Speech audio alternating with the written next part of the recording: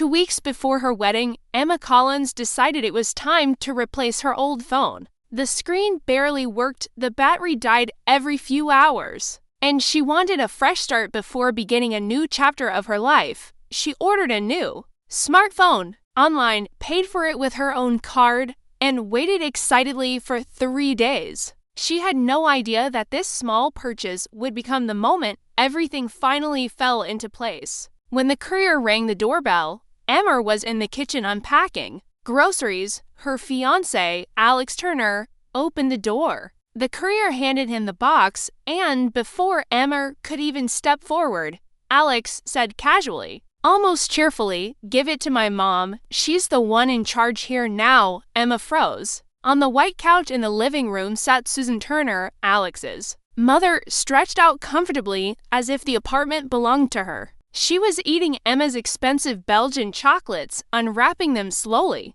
deliberately, like a queen enjoying tribute. Susan didn't even stand up. She simply waved her hand at the courier, as if calling a waiter. The courier looked confused, glancing between Alex and the middle-aged woman, who clearly felt far too comfortable in someone else's home. Emma stepped forward. She took the package from Alex's hands, signed for it herself, thanked the courier, and quietly closed the door. Susan smiled smugly from the couch. "Thank you, Alex. You're such a caring son," she said sweetly. "My phone is ancient. It's embarrassing to even post photos with it." Emma looked at Alex. He shrugged. "What's the big deal?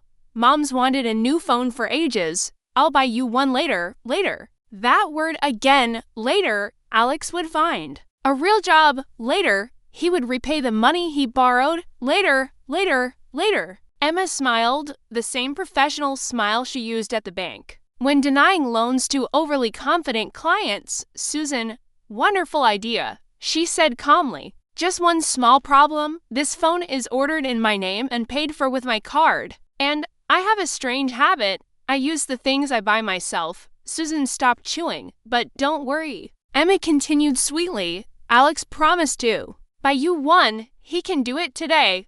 There's a sale at the same store." Then she added, casually, "And since you're the lady of the house now, maybe you can start with cleaning?" Candy wrappers are falling on the floor, and the couch is white. Chocolate stains don't come out easily. "I'll bring a cloth." Silence fell like a hammer. Susan stood up slowly, dramatically, like a battleship preparing for attack. "Alex, did you hear how she's talking to me?" Alex stammered, What are you doing?" "She's my mom." "Exactly." Emma nodded, opening the phone box and inserting her SIM card. "Your mom, not mine. And definitely not the owner of the apartment. The apartment I alone pay the mortgage for." She didn't raise her voice. She simply stated facts. How it all started: Alex moved in with Emma 3 months earlier. Before that, he had lived in a dormitory temporarily for 4 years. Emma believed she was helping the man she loved. Alex had talent, he said. He drew well, ran a small design channel, and promised that clients would come any day now. The first month was perfect. Breakfasts together, late-night series, laughter, love loud enough to annoy the neighbors downstairs. Then, Alex stopped helping, stopped cleaning, stopped contributing. Instead, he hinted that since they were family, it would be nice if his name appeared on the apartment documents, just in case. Emma worked from 9 to 7 at the bank, carried groceries up for flights of stairs, cooked, cleaned, washed. Alex scrolled social media, played games, and called it creative work. She believed marriage would change him.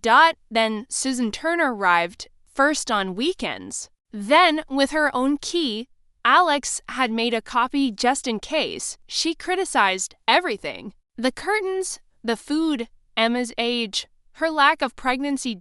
And then, one Wednesday, Susan arrived with a suitcase. "I'll stay for a week," she said. "Pipes are being replaced at home." That week was supposed to start today.